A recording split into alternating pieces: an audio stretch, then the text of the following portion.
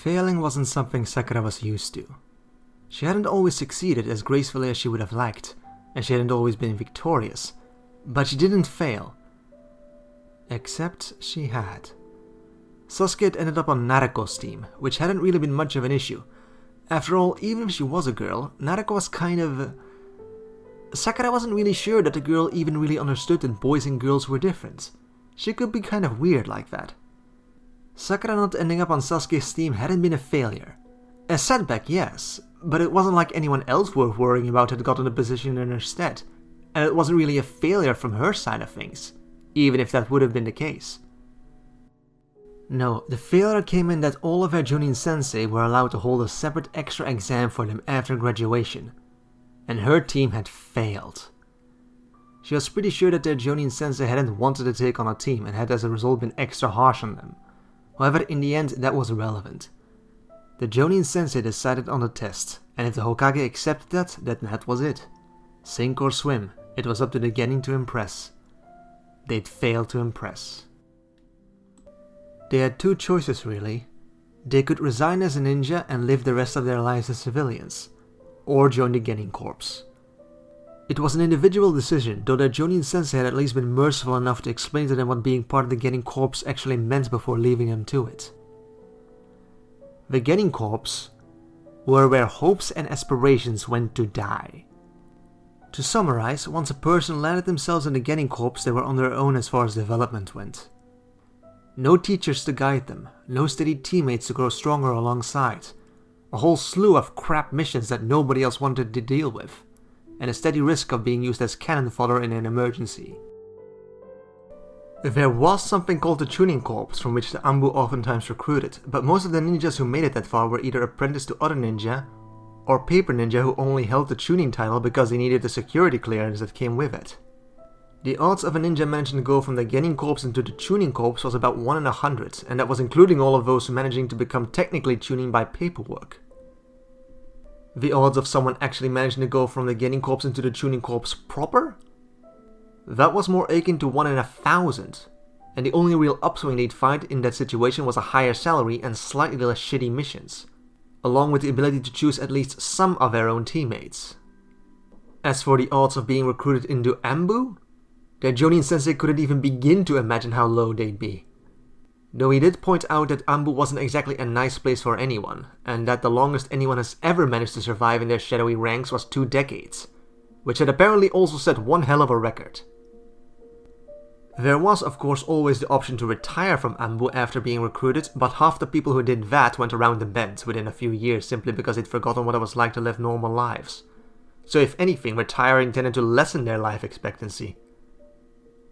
Either way, this left Sakura with a choice. Admit to her failure and live the rest of her life as a civilian, or join the Genin Corps and spend the rest of her life working herself to death for the sake of Konagakure, one way or the other. The sensible choice would be to admit her failure and return to her, no doubt secretly relieved, civilian parents in disgrace, and then continue on with whatever life had to offer from there, which likely would include a long and reasonably wealthy life as a merchant, or to be married off to the highest bidder by her very practical parents. But that wasn't very likely unless she somehow ended up getting tangled in court politics instead of honest trade. So obviously Sakura signed up for the Genin Corps. She'd never been very good at admitting defeat gracefully. All 3 of them went into the Genin Corps. Within the first 3 weeks of trudging through sewers and pulling weeds, one of them turned in his resignation. There was a bit of a hold-up due to the contract he'd signed when actually entering the Genin Corps, but the end result was that he was gone by the 7th week. Her second almost teammate was still going strong from what little Sakura had heard of it, along with several others of their former classmates who had also failed their Chunin sensei's test. Sakura hated it. She hated the stench of the sewers. She hated the lazy clients who picked their noses instead of doing their own damn work. She hated seeing new faces everywhere she looked until she gave up on even trying to strike up a conversation with them. And she hated the understanding that everyone looked at her and said, "Career Genin." She didn't have any amazing talents. She didn't have any shinobi contacts. She didn't even have friends at this point. And there was no way out of this hellhole of a job except surrender. She hated it. More than anything though, she hated her own stubborn refusal to admit defeat. Because the only way to escape becoming a career Genin and still remain as a shinobi was to distinguish yourself through an absolutely excellent mission record. And for someone stuck pulling weeds most of the time, that was just laughable. There were no teachers to ask for help, no senpai to look to for advice, and no supervision for it if she screwed something up and managed to kill herself with a backfiring technique while straining on her own. She looked up techniques in the shinobi library in the sections that she had actually access to in her position as a Genin. She read up on chakra theory and taijutsu stances and medicine and jutsu theory in general. Her parents weren't exactly supportive of her life choices, but there wasn't anything they could do about it considering the way her contract with Konagakure classified her as an adult. They'd briefly tried pushing anyway, going on about how she lived at their house, but a brief reminder that there was such a thing as communal living for Genin available, dirt cheap, caused that brief stint of excitement to die down blissfully quick. Sakura didn't really want to move out of her home, but she refused to admit defeat like that. By the third month, everything started to blur together. Wake up to shitty missions with faceless people for other faceless people, study at the library, train desperately, sleep, with eating breaks randomly interjected where she could find the time. Then, for the first time ever, she got the clearance to go on an actual C rank. In hindsight, she should have gotten her hopes up. It was a simple escort mission. A small family caravan that needed to travel through a bit of bandit-infested countryside. Easy enough for 2 Chunin and 4 Genin. Except somehow they'd managed to stumble across Iwanin in the middle of a very secretive mission of their own. Sakura could tell that it was a secretive mission because their reaction upon being spotted by Konohanin had been to attack with lethal intent. 3 Jonin and a Chunin. They didn't stand a chance. With it having become alarmingly clear early on that they were doomed, Sakura grabbed one of their younger chargers and ran for it. It wasn't the most dignified way of dealing with enemy nin, and she was sure there'd be people who frowned upon her action of leaving teammates behind. But her presence wouldn't really have mattered one way or the other, and the Iwanin were clearly aiming to kill the caravan members too. Better that she made it back to Konoha to report Iwa's movements than that she died hopelessly along with the rest of her team. Better still that she managed to keep at least one of the caravan members safe. They were just a little kid, barely old enough to string sentences together properly. So she ran. Not that it exactly helped much considering that she was dealing with 3 Jonin and a Chunin. They could track her down easily, and they were both faster and could run for longer than herself. And she was carrying a crying toddler in her arms too. Not to mention that she hadn't exactly escaped their initial confrontation without a scratch. Still, there wasn't much she could do except keep on running. If she got lucky, the Iwanin would decide that it wasn't worth the time to track her down. Or she'd run into a Konoha patrol before they caught up with her. Her only saving grace really was a pathetic stealth technique that she'd seemingly only managed to master because of her equally pathetic chakra reserves. It was designed to hide her presence from chakra sensors, but considering that she was carrying a toddler in her arm and running full tilt without caring about leaving tracks, there wasn't much chance that it'd help. There was no point in wasting time covering her tracks when any Jonin worth their salt would see right through anything she could manage. She was going to die on a shitty mission in the middle of fuck all nowhere, all because of her shitty luck to stumble across Iwanin at the worst possible moment. Then again, the Iwanin were probably on a schedule, so if she could play keep away for long enough, or make it obvious to their eyes that it'd take too long to hunt her down and kill her with the rest, what if... Sakura let go of her chakra suppressing technique and instead flared it in a very distinct pattern. Konoha's emergency signal, which was only ever really used to call in nearby patrols for aid. There weren't any nearby patrols and she'd given up what little stealth she could manage, but there was a chance that the Jonin chasing after her wouldn't actually know that. She switched her direction slightly as if she'd spotted something, and then continued running roughly in the direction of towards Konoha. If she survived, great. If she didn't, at least she tried. It was the second day of her run that she finally encountered a Konoha patrol. Not that she'd really been expecting an enemy pursuit after they'd failed to catch her within the first 6 hours. She barely managed to report that there had been Jonin level Iwanin before passing out. By the time she woke up, they were nearly at Konoha's gates. The toddler looked to have been cleaned up somewhat, and someone had bandaged the scrapes that she hadn't bothered with. Lack of enemy pursuit or not, Sakura hadn't wanted to risk stopping to bandage them on her own, too convinced that she'd simply keel over in a faint and then die of hypothermia or something the moment she slowed down.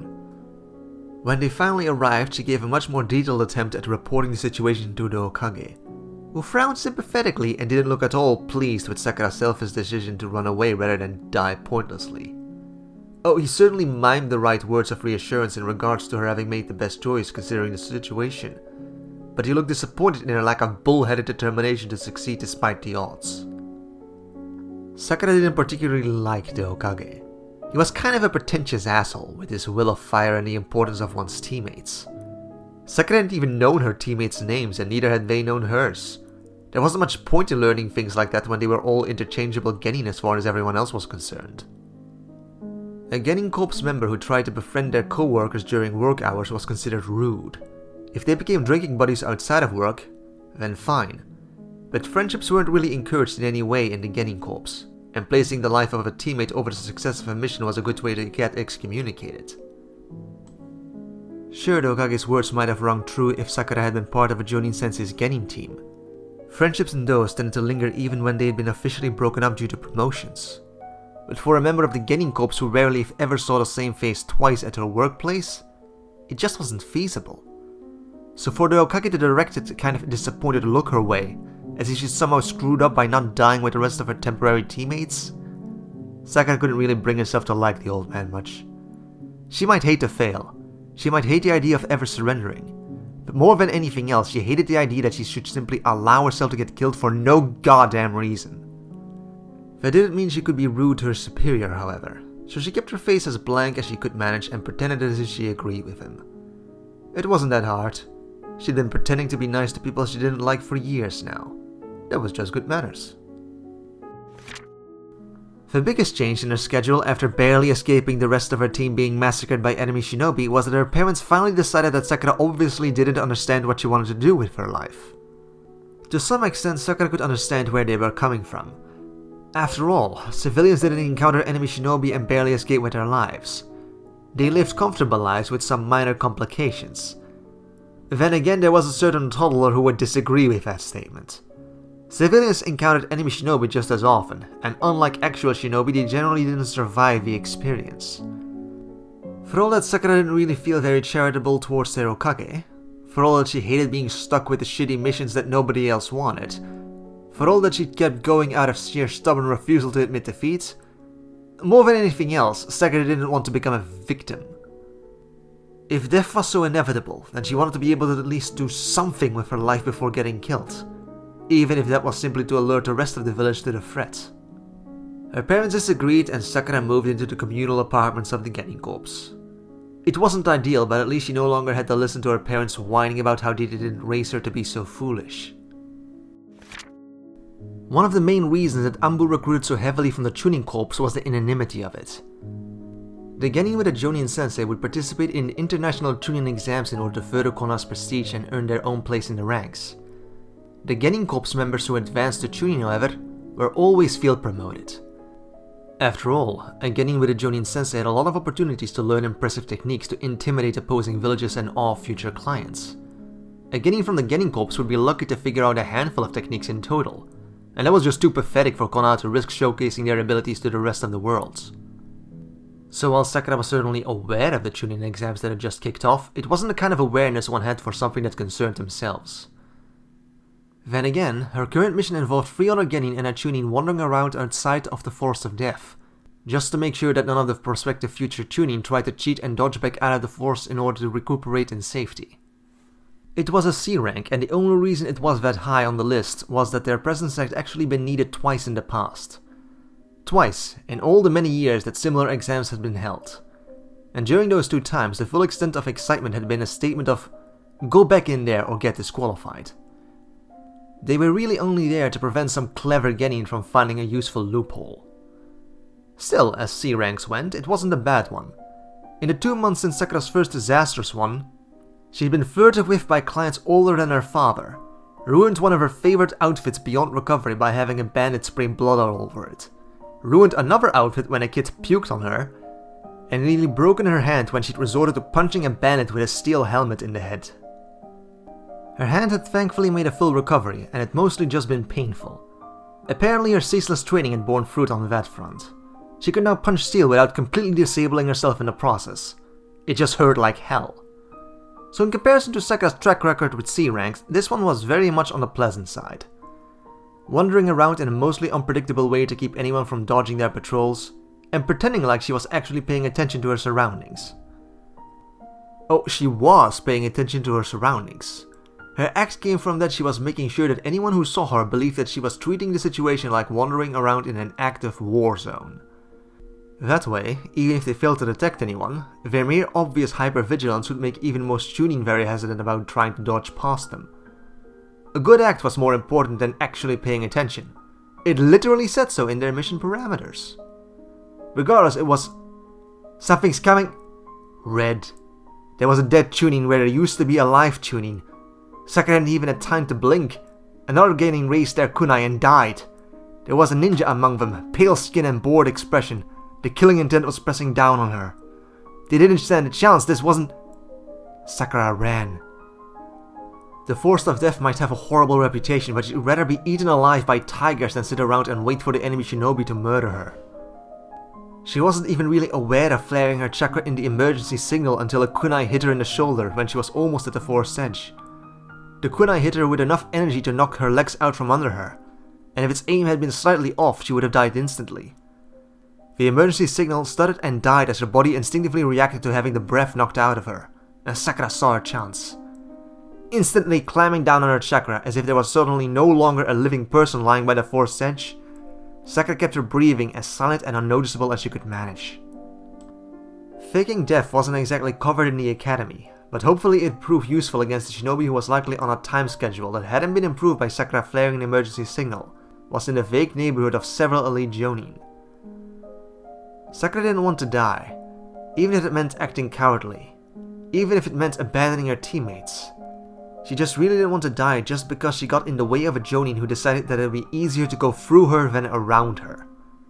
She wasn't really sure of how long she remained there. It felt like hours, but that was unlikely. Is this the one who made the signal? Too bad.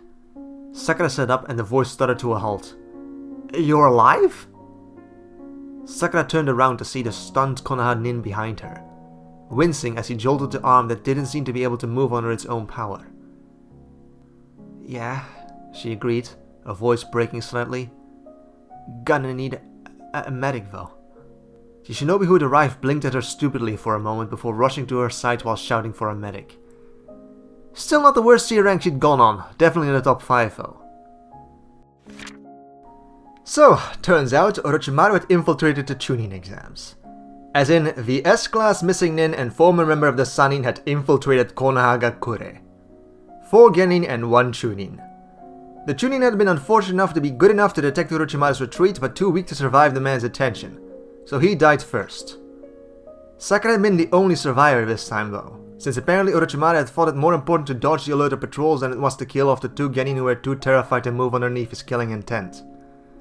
Sakura had saved 2 lives by faking her own death. At this rate, Sakura found herself vaguely relieved that nobody actually talked in the Genin Corps.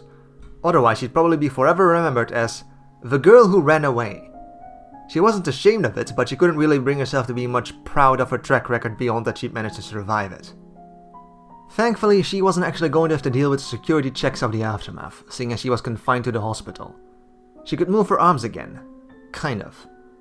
The medic nin seemed convinced that she'd make a full recovery, but he'd also told her that if Orochimaru's kunai had hit her an inch differently in either direction, then she'd probably have died. If not instantly from her spine being severed, then from blood loss of her arm being more or less completely detached from the force of the blow. Sakura hadn't found this commentary very reassuring, but medic nin knew their stuff, and she was lucky to have a moment of even limited cognition in between the pain medication and the blinding pain of a whole lot of broken bones. So she mostly just didn't think about it too much. It was easier to sleep like that. A month later, she was out of the hospital. Not back on duty, seeing as moving her arm too quickly still made her wince, and that her fingers on one hand were about as dexterous as if she'd gotten caught in a blizzard. It wasn't anything that could be cured better at the hospital than it could be cured at her own apartment, so they'd sent her home. Thankfully, medic leave was always paid for when it was even indirectly related to one's duties as a ninja, so she wasn't in any danger of losing hot water anytime soon. The final part of the Chunin exam was also in mid-swing, but Sakura wasn't... Even if they were technically her colleagues, she couldn't quite suppress the sting of jealousy at the thought of the Genin with a Jonin sensei.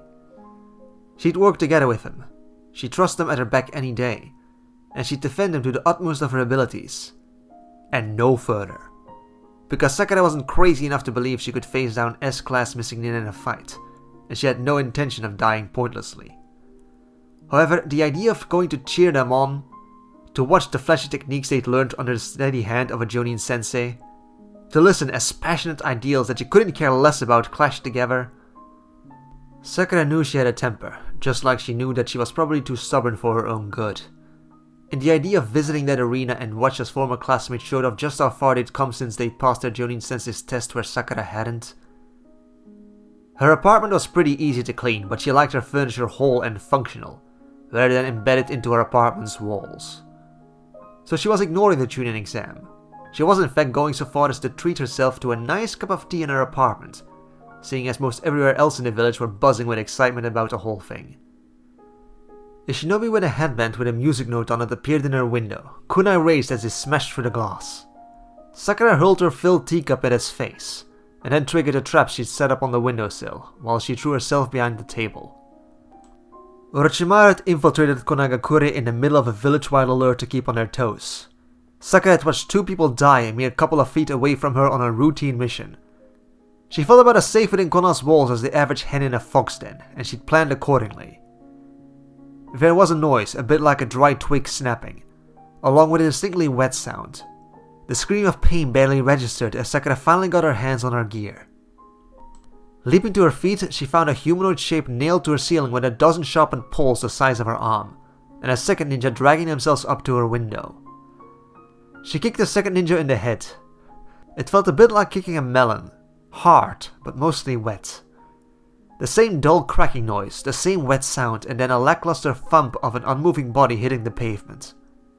Glancing out through her window and ignoring the red blood dripping down from the corpse nailed to her ceiling, Sakura tried to figure out what the hell was going on. Turns out they were being invaded. Fuck my life! Surviving in a war zone largely came down to luck. There was definitely a strategic element to the situation, but beyond the strategic elements usually present in any kind of battle, that mostly landed itself under common sense. For example, if an enemy ninja waded through other ninjas, you didn't charge straight at them and hope they'd be spontaneously overwhelmed. Instead, you instantly went the other way in order to look for an allied ninja who waded through enemy ninjas in a very similar manner, and then you pointed them in the direction that you last saw the enemy ninja in question. Sakura kind of lost count of the amount of traps she'd set off, and the amount of weaker ninjas she'd helped dogpile. She could however still vividly recall the dozen or so near misses she'd had with enemy ninja way out of her league noticing her. She wasn't exactly proud of using allied ninja's failed attempt to dogpile an enemy in order to retreat safely, but in total she'd managed to aim something like 30 Jonin level allies at the elites of the enemy, which had probably kept a lot of casualties down in the long run. Once a ninja reached a certain level, Genin became about as effective at hindering their progress as particularly annoying flies. So instead of dying pointlessly for the sake of perhaps distracting the enemy for a few moments, Sakura had gone and fetched the ones who could actually bring them down, and then traded for the Genin level enemies that they'd in turn been wading through. There'd been a lot of fighting going on, and thankfully Kona's Genins outnumbered the Genin of both Suna and Sound combined, meaning that they'd gotten a lot of effective use of Sakura's favorite tactic of ganging up on an enemy and hitting them until they died. For all of its laughable simplicity, it'd been devastatingly effective. The Hokage was dead, and apparently Sakura was the only survivor in the Genin corps of her former classmates. There had been 7 of them in total who hadn't resigned within the first 6 months. Out of 30 people, 9 passed their Jonin Sensei's test. 14 decided to go civilian, and 7 stuck with the Genin corps. Well, 1 now, seeing as Sakura was the only one of them who'd managed to survive the invasion. She only knew about their having still been classmates among the ranks because an Anbu member had told her about it. Turns out, invasions were hell on manpower, which was why Sakura now had an invitation to join the infamous ranks of the Anbu. Their reasoning was a mixture of tactical know-how, dedication to training, her track record of surviving her team getting in over their heads, and her actions during the invasion. She hadn't been the only one to approve of her tactic of aiming elite ninja at each other rather than waste her life trying to stop them.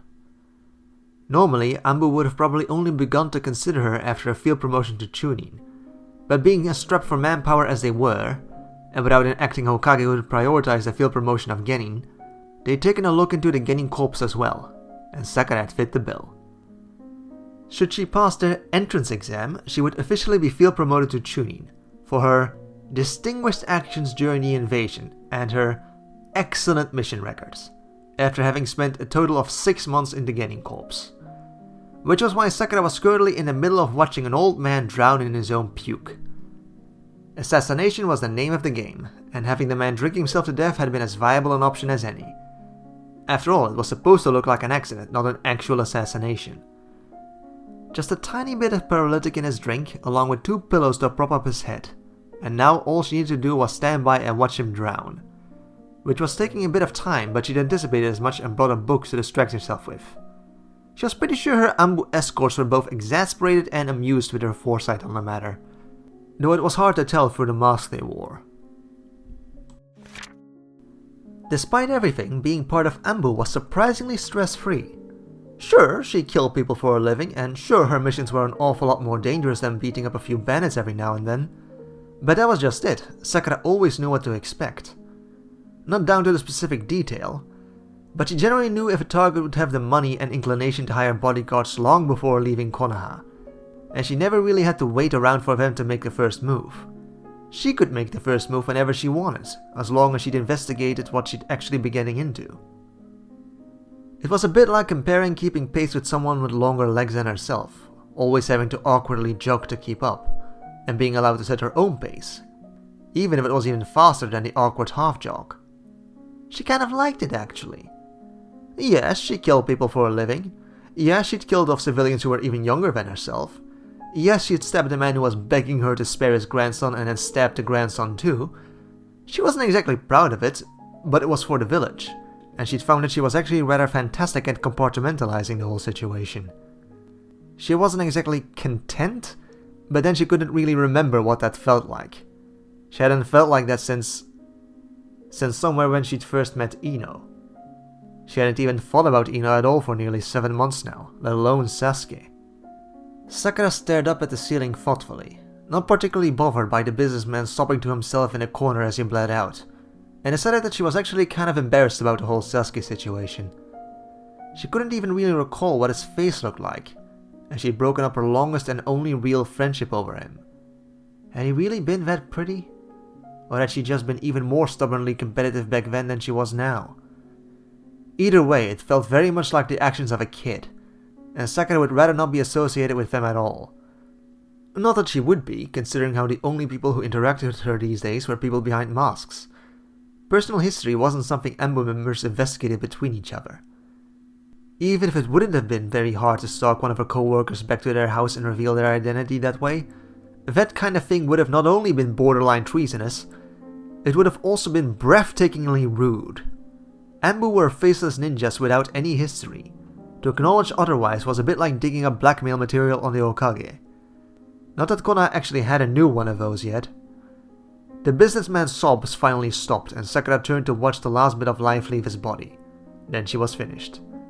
Target observed dead, target clearly the victim of an attack, and no traces of the one who'd actually done it. Now she just needed to get back to the village without stumbling across the rest of the man's bodyguards. Life was pretty okay as far as Sakura was concerned.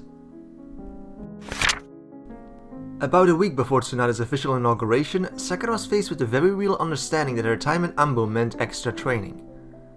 Not just in new techniques and learning new things on missions as she went on them, or even the first hazing she'd been put through upon her recruitment.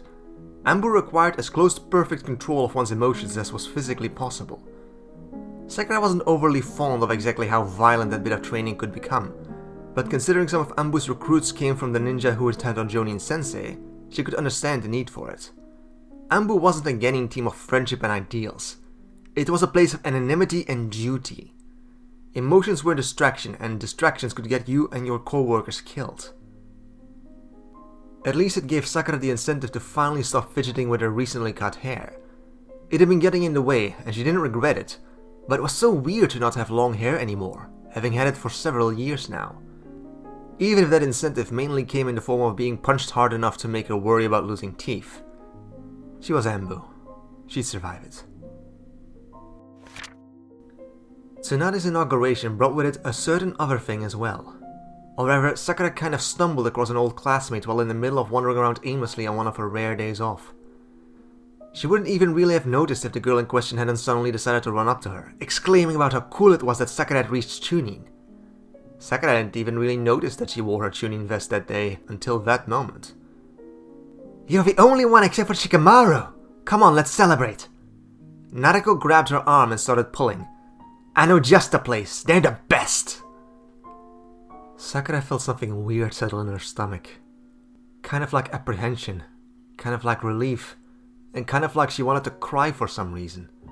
Her eyes wouldn't move from watching the blonde drag her along, and Sakura couldn't really find the words to deny the girl's obvious cheer. It felt weird having someone touch you without intent to harm. Sakura couldn't remember the last time. Maybe back when she had still lived with her parents. Were they even alive after the invasion? Sakura hadn't even actually gotten around to check on that. What the hell was wrong with her? The rest of the day slipped by in a daze. Naruko chatted brightly at her, apparently just so happy to have someone to talk to that weren't her teammates. Her teammates being Sai and Sasuke, as in a creepy weirdo and the gloomiest kid in the world. Her sensei wasn't much better, while with being habitually late, always reading porn in public, and just generally being an opportunistically sadistic asshole. Naruko had a lot of opinions about her team. Most of them were at least a little bit hilarious to listen to. And even if Sakura wasn't a big fan of ramen normally, Ichiraku's was nice though. Warm somehow.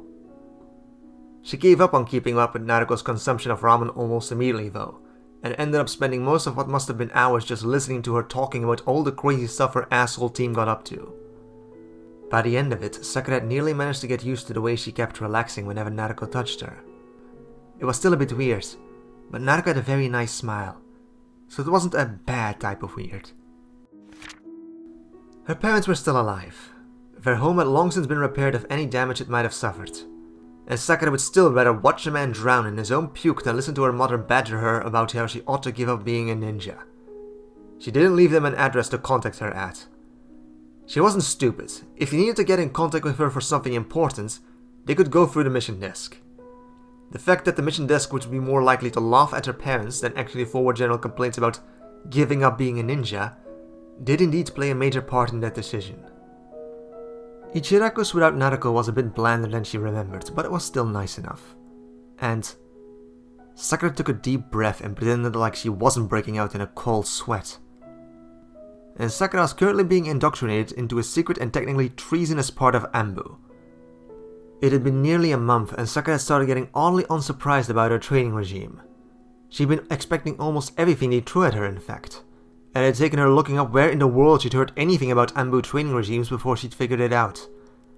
Despite common belief, Sakura would prefer a good book on history to a romance novel, and whilst history was a very subjective thing, when it came to ninja, there were certain parts that had actually been recorded. Things like the founding of Konoha, the founding of the other villages, the founding of Anbu, and the disbanding of Root. It was the latter one that she recognized the training regime from.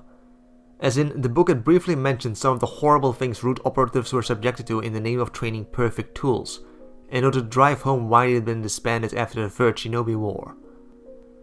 Sakura was too old to be trained as a proper operative from what she could gather, but as a liaison within Anbu, as a trusted Anbu operative capable of helping to cover up the movements of Root, she'd be perfect for it, if a little lower in the rank than what could have been hoped for. So Sakura was basically committing treason. Why did this shit happen to her? The problem with accidentally uncovering a treasonous organization within your own village was the fact that in order to properly expose it, your only real option was to talk to the Hokage. For elite Jonin this wasn't much of an issue. Just tack it on a routine mission briefing with the Hokage. It might take a little bit of time to get the opportunity to do so without rousing suspicions, possibly more than what was really comfortable, but it could be done with very little fuss.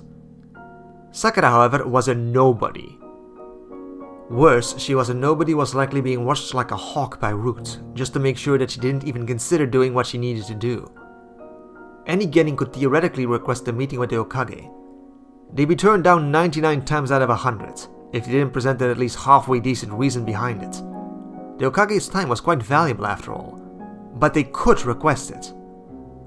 Chunin generally landed themselves more along the lines of being turned down 30 times out of 100. But as long as they found their mission report worthy of the Hokage's time, they could do like the elite Jonin did and simply tack on a brief request to speak privately after they'd given the rest of their report. Sakura's missions were Anbu missions at best and Root missions at worst. She didn't report to anyone in person. It was all done with perfectly innocent paperwork that could easily be misplaced by an organization within Anbu's ranks. Sure, she was technically a Chunin, but any request she made to speak with the Hokage would have to pass through a not insubstantial amount of bureaucracy. Bureaucracy which would be tracked, and which always paranoid Root would quickly be able to divine her intentions through. Best case scenario, upon requesting a meeting with the Hokage, she would have her request rejected and suddenly have no interaction with Root whatsoever. Worst case scenario, her request would be rejected and she'd die in mysterious circumstances on a routine mission. Considering that Root's leader risked execution for treason if Sakura ever revealed its existence, no matter how insubstantial her evidence might be, she was pretty damn sure that he wouldn't risk letting her live. So not only did she have no evidence to back up her claim of treason within the village, she had nobody to give it to either. It was oddly difficult to worry when Naruko was right in front of her.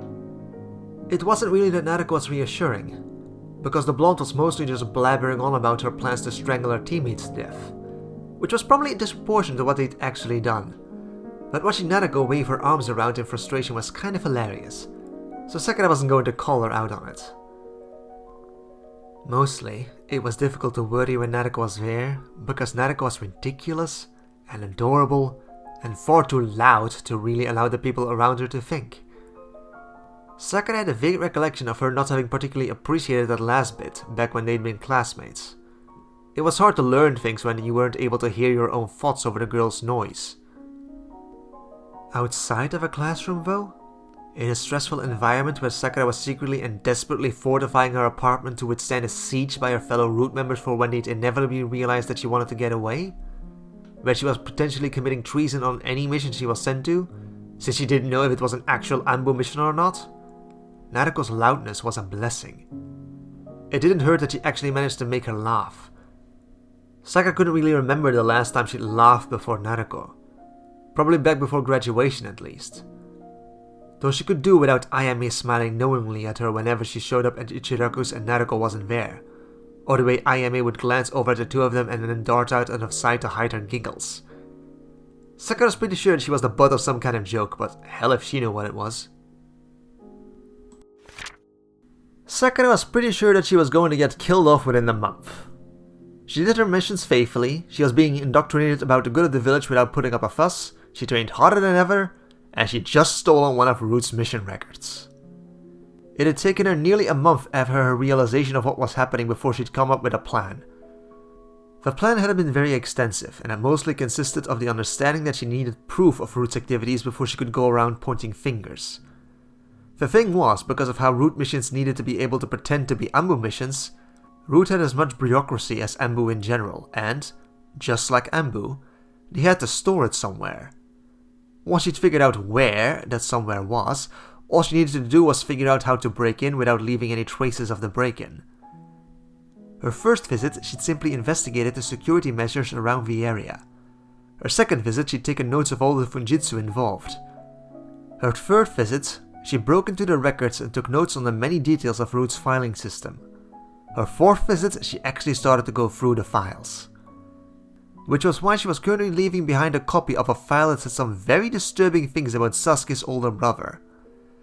As far as treason went, the file on the Uchiha massacre was clearly pretty high up there, even if it was also more than half a decade old. It was perfect for showing how extensive and damaging Root's activities were, even if she was probably going to need something a bit more recent in order to properly drive home that Danzo-sama continued to be a treacherous scumbag. However, she wasn't stupid enough to imagine that, no matter how extensively she'd fortified it, her Root co-workers wouldn't be inclined to search through her apartment looking for incriminating things. So she couldn't exactly hold on to the file, and she couldn't dump it on the Hokage without her actions immediately being discovered, thus resulting in her immediate demise. So she was going to have to go to someone else with it. The problem that presented itself was that it was next to impossible to guess who might or might not have ties to a secret organization until it was too late. And the only person she knew for sure wasn't a root member and whom she ever really talked to was Naruko. Naruko, who wouldn't know subtle if it came at her with a sledgehammer. Then again, Naruko did have a Jonin sensei. One famous Sharingan no Kakashi, elite Jonin and former Anbu. Former Anbu, who, during their first and only meeting, smiled cheerfully at Sakura and asked about her squirreling away Naruko. Considering that Kakashi was rather infamous for his belief that those who abandon their comrades are worse than trash, and as Sakura had likely gained her Anbu name of Squirrel because she had a tendency to run away and abandon her teammates in order to complete the mission? Hatake Kakashi scared the hell out of Sakura. Her only real saving grace in the man's eyes seemed to be that she really had no interest in Naruko professionally, or whether she clearly wasn't using the girl as a sneaky way of getting around her Genin Corp's roots by piggybacking off of the things that Naruko had learned from her Jonin sensei, which Sakura was guessing had been the main reason for why the man had suddenly showed up unannounced at Ichiraku's that day. Sakura wasn't sure what he could have actually decided to do about it if she had been training with Naruko, but she was endlessly relieved that she hadn't been forced to find out. Not that training had even really occurred to her as an option. Sakura just enjoyed eating ramen with her, and having her smile at her, and having her hug her, and... Sakura made a face and pushed those thoughts aside. No matter what Ayame had to say about it, she really didn't want to risk her friendship with Naruko over what was probably just hormones. She'd seen enough medical texts lately to know some of the signs of being touch-starved, and she'd been ticking a lot of the boxes for it. Naruko really was the only friend she had left. Yet despite all of that, Sakura couldn't think of anyone else to turn to, even if Kakashi would be highly unlikely to simply let that slide. Sakura knew Naruko enough to guess that not even the girl's Jonin sensei would be able to stop her from being friends with someone, but well, Sakura was going to have to use her friendship with Naruko in order to deliver top secret and likely lethal to be associated with documents to the Hokage, by way of Kakashi. Had Kakashi had a less polarized reputation in regards to the safety of his teammates, he'd probably accept that Sakura was really low on options, no matter how grudgingly, and that the safety of the village was at stake. However, this was Hatake Kakashi, and Sakura was pretty sure he could phrase her reckless endangerment of Naruko as enough reason for the Hokage to give her a restraining order. So, get herself killed because the files were found before she managed to grab something more currently relevant than what she had so far? Or recklessly endanger Naruko, be forced to cut all contact with her only friend, put a stop to Danzo-sama's activities and maybe survive for another year or so before her duties as an Anbu finally caught up with her and she died. Painfully. Alone. And unmourned in a ditch somewhere. It was both a very easy and a not at all easy choice. But then if Sakura let herself get killed and Naruko really became the Hokage one day, then Danzo-sama would still be there, watching over Naruko's shoulder, twisting her orders however he pleased. There was really only one option. Not that it would make it hurt any less. Kakashi wasn't feeling very charitable towards Naruko's newest friend. It was one thing for the blonde to make friends by punching enemies in the face. That was the kind of thing that Iruka worried over and Kakashi mostly ignored. Despite common belief, Naruko knew better than to think that friendships could remain uncontested in between villages. It wouldn't stop her from making those friends, but there was a limit to how close she'd allow them to become. Haruno Sakura, on the other hand? She was an old classmate and technically a Chunin of Konoha, so there should be nothing to worry about, right? Except the girl had been the only survivor on her team during her first C rank, and her choice of survival had been to run very fast in the opposite direction as her teammates died behind her. Kakashi might have been willing to let that slide. She'd been a civilian-born Genin on her first violent mission, and not everybody was cut out for the life of a ninja. However, instead of understanding that herself, she'd simply continued on with her mission, completely unaffected by the death of her teammates. Kakashi hadn't really heard much about her, in all honesty, but everything he'd ever heard of his Genin team's old classmate reminded him an awful lot of the idea that shinobi should remain as nothing beyond tools for their villages. Then there had been the incident during the Chunin exams, where Orochimaru nearly wiped out a patrol. Nearly because one of its members had sounded the alarm and then faked their own death, convincing the missing nin that it wasn't worth sticking around to finish the job of murdering the rest of the team for.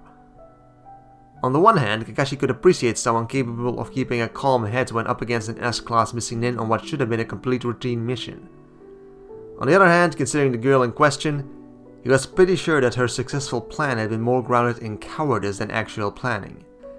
And again, she seemed wholly indifferent to the death of her teammates. Still, Kakashi had been forced to interact with the girl, so he hadn't done anything beyond keeping an absent ear to the ground in regards to her. Until he got wind of a recruitment pitch from Anbu after her actions during the invasion, which had again mostly amounted to running away from fights and hiding behind Jonin. It didn't take a genius to guess that they were horribly low on manpower, though Kakashi wondered if it wasn't something more sinister than that underneath it all. Regardless, live and let live. He wasn't paid to go around and force his ideals down the throats of other people. Except then she suddenly made friends with Naruko. Uzumaki Naruko, the Jinchuriki of the Kyuubi, and Kakashi's own student. A possible root recruit reached out to make friends with the Jinchuriki of Konoha, and didn't that sound suspicious as all hell? Sure, Sai technically fit that profile perfectly well himself, and Kakashi had allowed that to slide. However, no matter how much he acted like a root recruit with his social ineptitude and complete lack of common sense, Sai had been under careful watch by the Yamanaka for years now, and they seemed hopeful that he'd make a full recovery someday soon. Kakashi personally believed that Sai would either recover from the trauma of that hostage situation gone bad, or get killed by Sasuke. One or the other. Naruko would probably settle for just leaving him maimed and dying. Sasuke would go for the throat. Vicious little brat. So while Sai certainly fit the personality of a carefully conditioned root operative, Kakashi knew perfectly well that he wasn't one. The same couldn't be said for the girl who'd beaten the odds and landed herself not only in the Chunin corps but in Anbu. Which was why Kakashi had cheerfully bullied his way into meeting the girl, and left a particularly worded warning about approaching his students. It had been surprisingly satisfying to watch the girl pale. At least until Ayame-chan started dropping chili peppers into his ramen, eyes narrowed in protective outrage. Turns out, Sakura had gotten dragged into Ichiraku's by Naruko one day, and had looked so pathetically smitten by the blonde that Ayame had already been won over. The fact that she was now a regular customer, even if it was obvious that she wasn't actually there for their ramen, what with that silently pining expression she always wore, just made Ayame all the more protective. Kakashi still wasn't entirely sure that Sakura wasn't simply using Naruko somehow, but he'd done his research and, well, he'd seen newlyweds who didn't light up as brightly as Sakura did whenever she spotted Naruko. Not to mention the way she melted so wholeheartedly into Naruko's every casual touch. It was entirely possible that it was just a matter of hormones, but Kakashi just... well, he had this feeling, and... considering Kakashi's many years as an active ninja, he'd learned to trust his instincts. And his instincts said that Haruno Sakura was as smitten with Naruko as Maito Gai was smitten with youth. As appalling as that parallel was. Still, sometimes his instincts were wrong. She said that even if it didn't have jutsu on it or anything, she wasn't sure that I wouldn't find some way to light myself on fire with it. Naruko pouted. Apparently, Sakura wanted Kakashi's opinion on some kind of genjutsu theory that was vaguely related to the Sharingan. And of course she thought of her dear old friend who just so happened to have a Jonin sensei with a Sharingan. Very lucky for her. Now, he could simply pass that on to Sasuke, but he'd much rather keep as many of his students away from the girl as he could manage. Not to mention that the girl had apparently sealed the whole thing tight with a Funjutsu that was actually a bit more high grade than what Anbu generally used for their paperwork, which wasn't anything to scoff at. So either this hadn't been sealed by herself, and she was also trying to use him to open the document whose contents she was mostly sure of but wanted to know the details of, or she was using her likely Anbu-acquired skills with Funjutsu to try and impress him, in order to maybe convince him to help teach her something else. Kakashi was deeply tempted to simply toss it into the garbage can and be done with it. But Naruko was hovering, eyes filled with curiosity, so he resigned himself to pretending to read through it. Unsealing the document with the casual ease of someone who was leagues beyond a fresh Anbu recruit, book smart or no, Kakashi glanced at the first few lines. This didn't look like Genjutsu theory. This looked like a mission report. A pretty old one too, given the date. Was she trying to directly ask him for help with Anbu work through his student? Kakashi hurriedly suppressed the spark of killing intent before Naruko could react to it. But no, this was... Kakashi stared at the orders, at the date, at the one assigned to them, and at the signature. Danzo had ordered Uchiha Itachi to commit the Uchiha massacre, with the caveat that Uchiha Sasuke be spared as long as Itachi was the one who performed the massacre in question. Where the hell is Sakura? Oh, so she was Root. Except, why in the hell was she giving him half a decade old files? Clearly treacherous and highly top secret files. Was she trying to bring Root down from the inside? Naruko-chan, what exactly did she say she wanted me to do? He asked the blonde casually, carefully making sure that Naruko couldn't catch a glimpse of the document's contents. Naruko rocked back on her heels, disappointed in Kakashi deciding not to share the contents, but answered nonetheless. She said she was going to be stuck running a bunch of missions and wouldn't have time to get distracted by theory for like a month or something, so she wanted you to hold on to it until then. Hold on to it? Right. Hold on to the incriminating evidence of Danzo's treacherous schemes. Kakashi made a thoughtful hum. Did she say anything else? Like why he shouldn't take this to the Hokage immediately, and then hunt her down and ask her a few pointed questions about where she might have gotten the idea to send his student across the village with documents that Danzo would happily kill someone for possessing? Naruko frowned in thought. Oh yeah, she thought that there might be something more recently written about it, and that she might be able to dig it up at the library or something. More recent? Why would she need something more recent than... Ah, of course. This treason was enacted during the reign of Sandaime, and so it wouldn't actually implicate Danzo for treason against the current Hokage, which meant that there was a slight chance that he'd be able to get off on a technicality. And if Danzo wasn't immediately executed when Haruno Sakura brought his actions into the light, she was going to get killed in retaliation. I see. Kakashi carefully resealed the documents and put it away, in a more secure position than even Icha, and patted Naruko on the head. I'll see what I can do. Naruko bristled adorably at having her head patted, but honestly seemed mostly relieved. A horrible thought occurred to Kakashi. He'd been watching Sakura whenever the two girls interacted. But what if the whole ridiculously smitten thing was mutual? Paling in a way that would have been blatantly noticeable without his mask to hide behind, Kakashi hurriedly discarded that train of thought before he landed himself with a stress-induced heart attack. If Sakura ever found the person in charge of Root's filing system, she wasn't sure whether she was going to applaud them or strangle them to death. She'd managed to find the first mission archive by cross-referencing the various areas of the village with what was officially there. Honestly, she'd been pretty damn smug about it too. It had only been her third attempt at finding an archive, and she'd not only found a very well-recorded archive, but actual proof of the unlawful execution of Konoha citizens.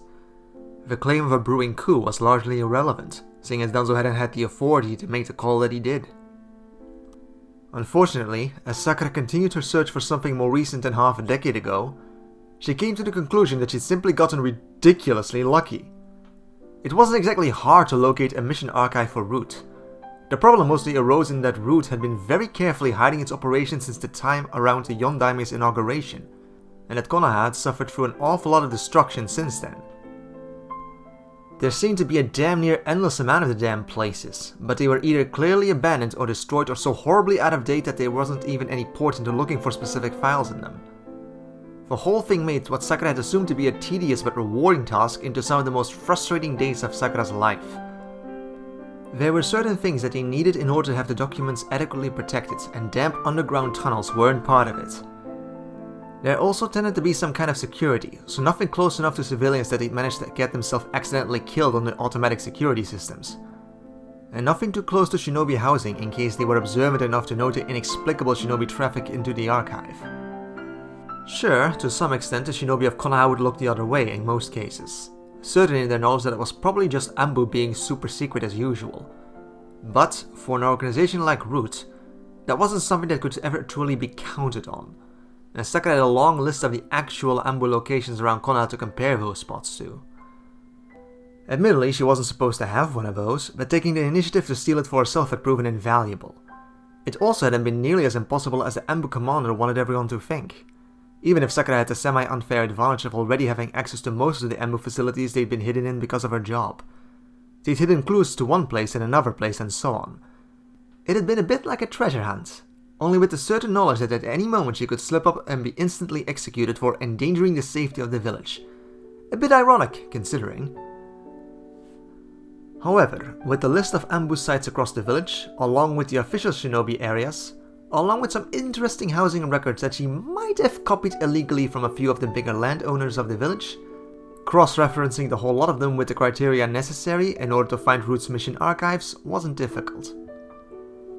Finding them was tedious and required actually knowing what you were looking for, but she'd had assassination targets that had been better at hiding.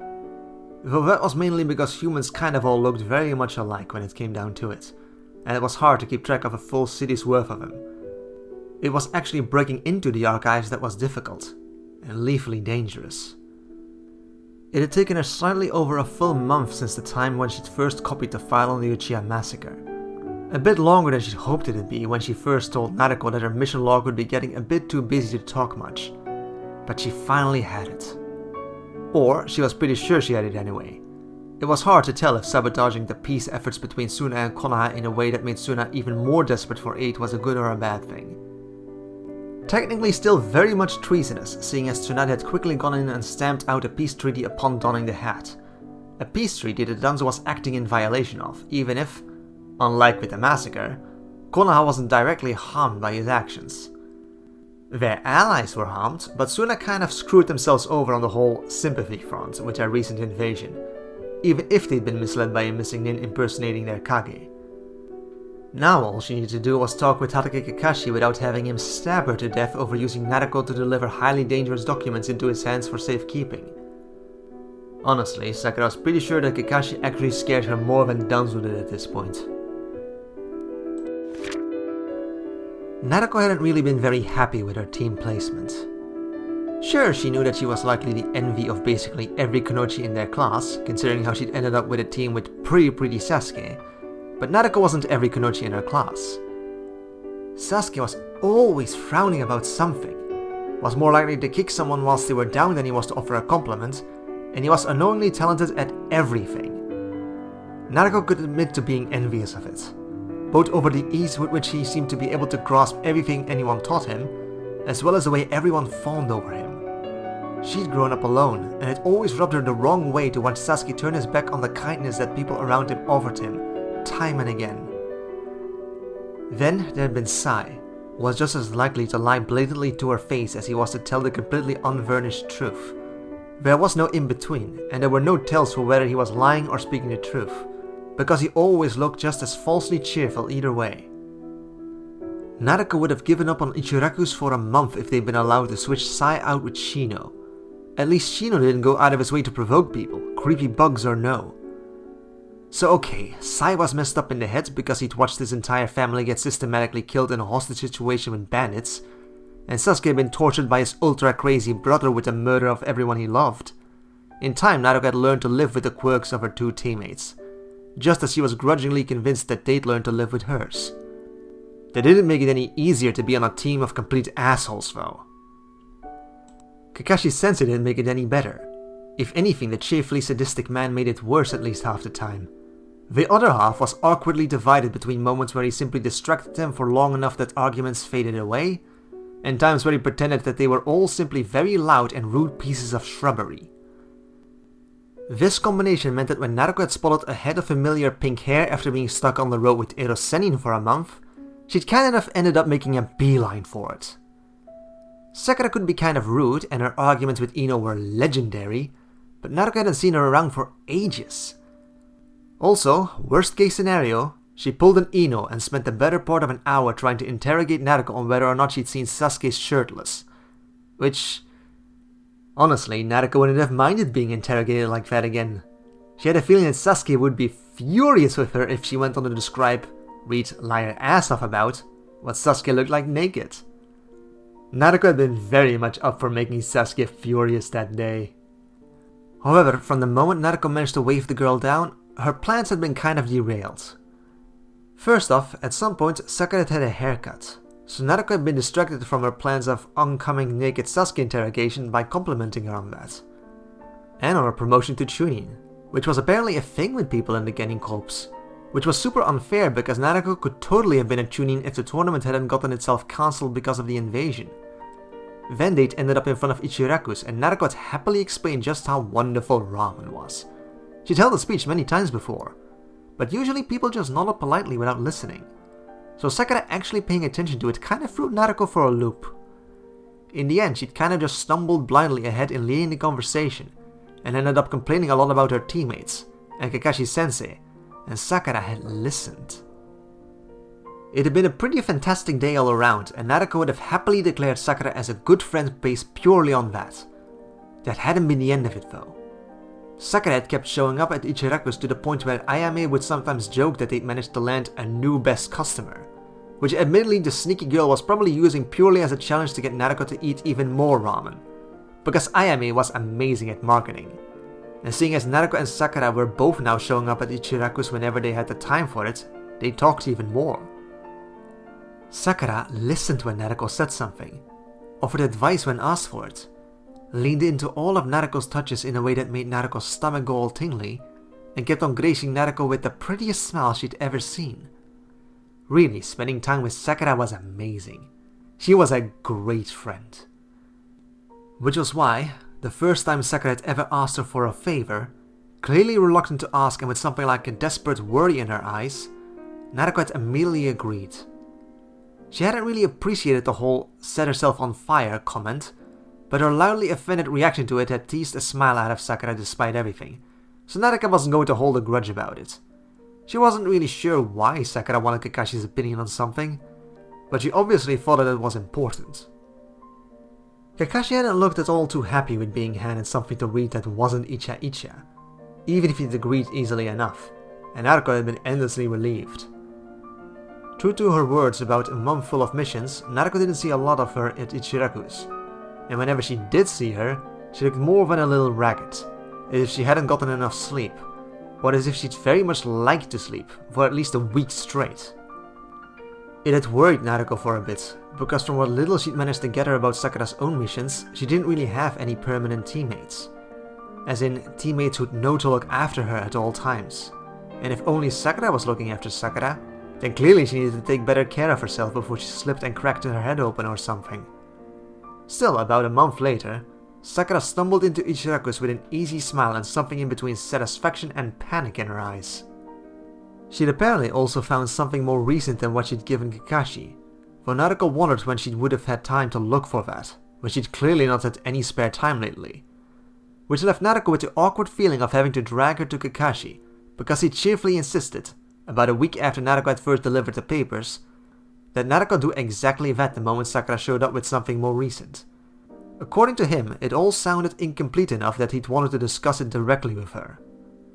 Naruko supposed that she could have simply let the girl, but Sakura had looked worried before, and Kakashi seemed to think it was important, so pulling her along by her hand it was.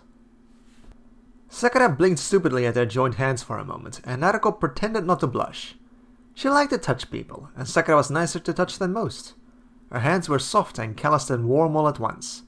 But the key with these kinds of things was to not make a big deal out of it. It was normal for two friends to hold hands, right? Right. Konoha's streets were pretty busy after all, and Naruko wouldn't want Sakura to end up getting lost. Sakura either didn't mind it or decided not to comment anyway, and followed her along with a smile that felt a little bit more real. More like Sakura's usual smiles, rather than the weird thing Sai did to his face in order to bare his teeth at people. Kakashi was probably at the memorial again.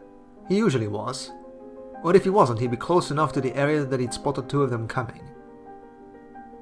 Sakura had only met Kakashi the one time, back when Naruko had introduced her team to her. It had been weird how Sakura had barely even seemed to notice Sasuke. Satisfying to the point of Naruko giggling herself to sleep at night, but weird. Her reaction to Kakashi-sensei had been a bit weirder though, mainly because how very stiff she got about it. Almost as if she thought that Kakashi-sensei, annoying asshole that he was scary. If Naruko had actually seen Kakashi beat up enemy ninja, she would have conceded the mere thought ridiculous. But she had. And perhaps Kakashi-sensei was secretly famous even inside of Konoha. Either way, she didn't look horribly opposed to talking to the man, so Naruko wouldn't have to pick a side, which was nice. She liked Kakashi-sensei, for all that he was an asshole, and she wasn't sure if she wanted to figure out if she liked Kakashi-sensei or Sakura more. Ah, you're alive then. Kakashi put his book away as he spotted them, looking unusually serious. Let's go. Sakura's breath hitched, and she glanced towards Naruko, clearly torn.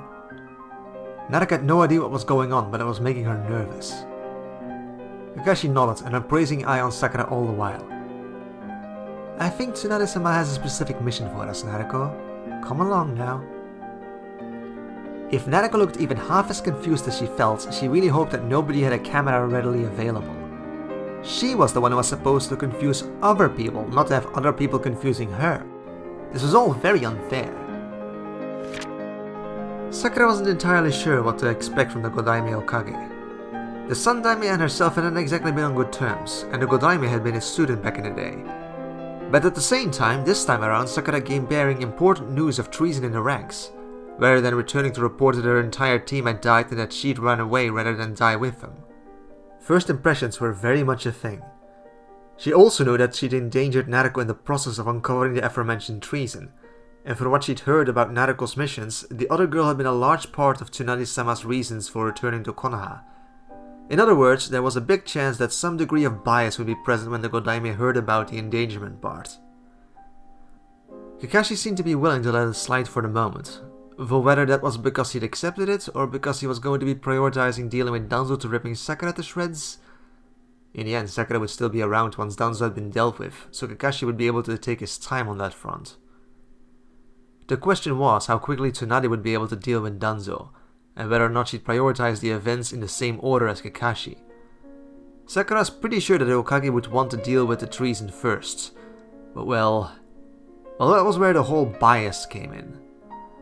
Sakura also didn't have a clue as to how Naruko might react to the big reveal. It wasn't like she'd ever told her about being Anbu in the first place, let alone being part of Root. Not that it mattered in the end.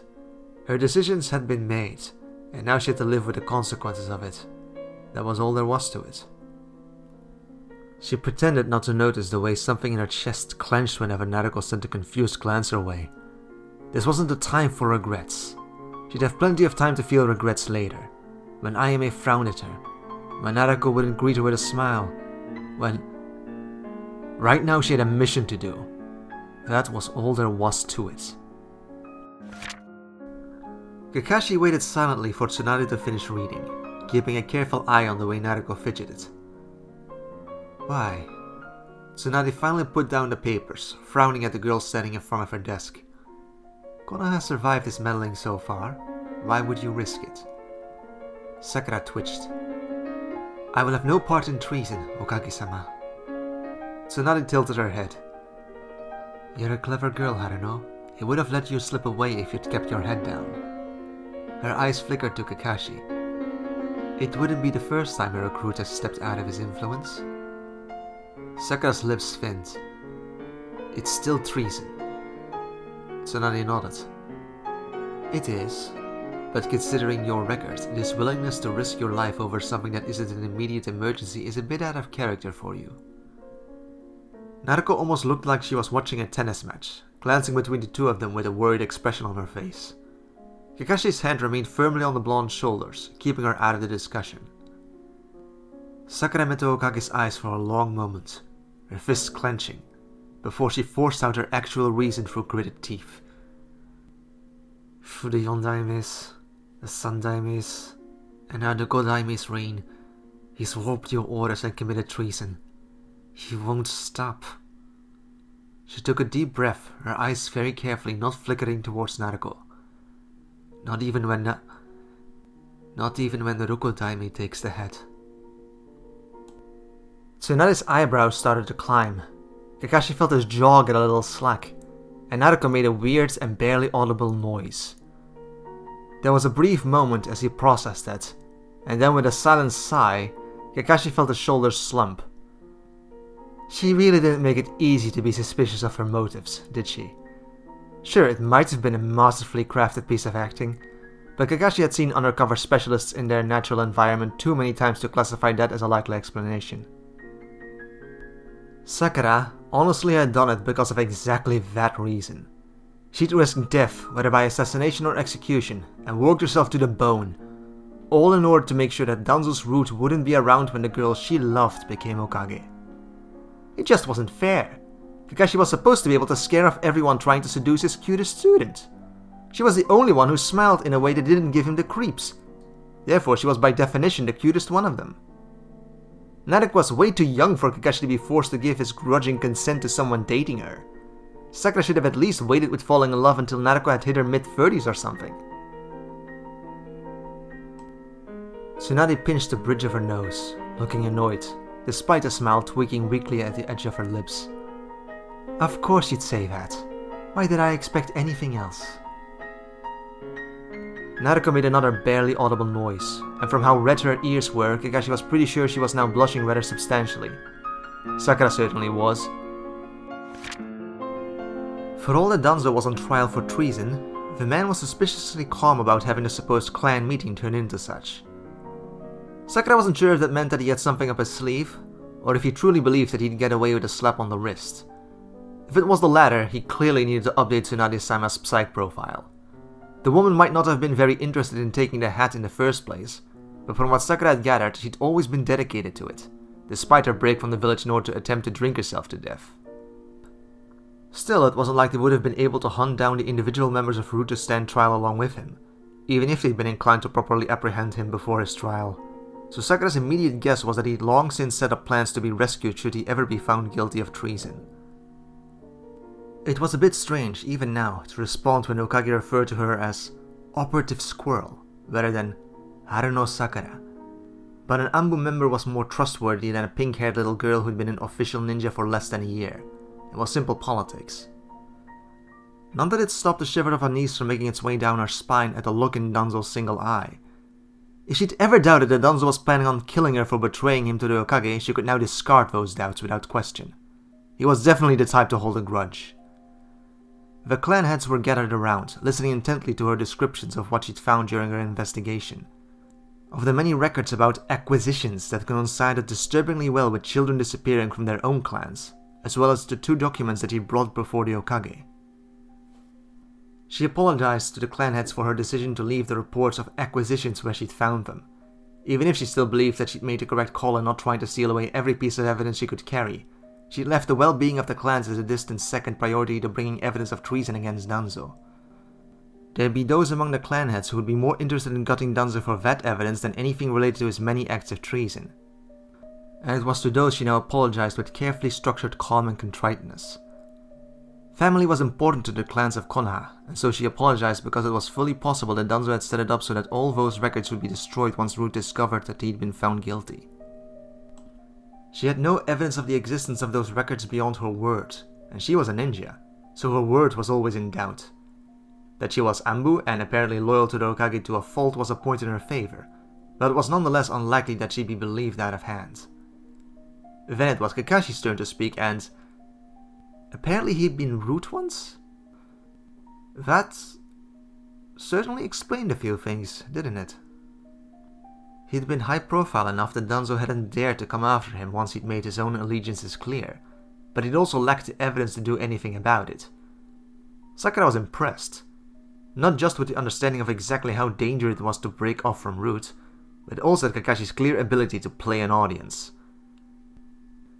She'd spoken of a ruthless decision to acquire the records that would allow the hat to bring him down, and a few of the gathered members had nodded along in understanding.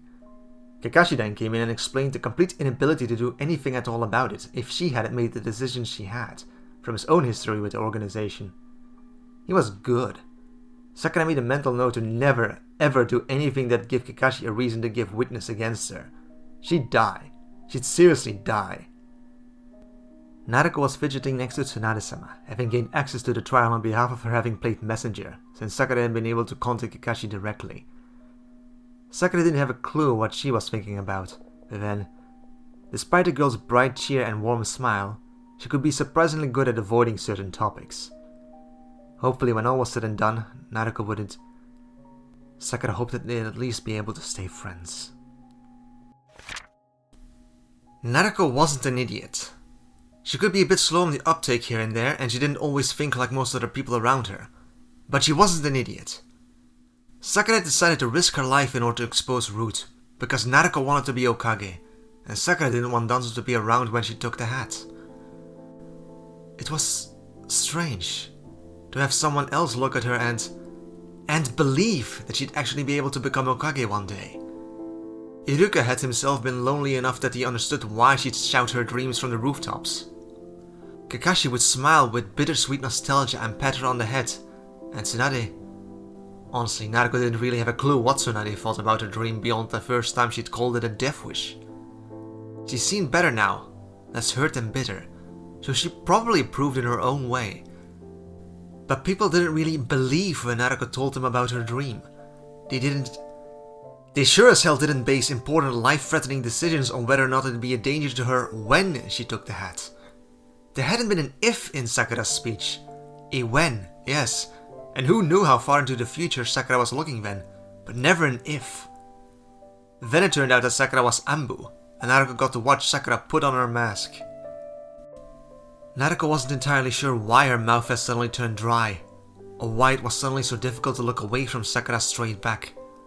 Also why it was so strange to actually look at the girl. She barely paid any attention at all in the trial. Too busy alternating between staring very intently at Sakura and very deliberately glancing around at anything else. Mainly because she felt like if she watched Squirrel for too long, she'd be seriously tempted to break off from standing by Tsunade and pull off Sakura's mask.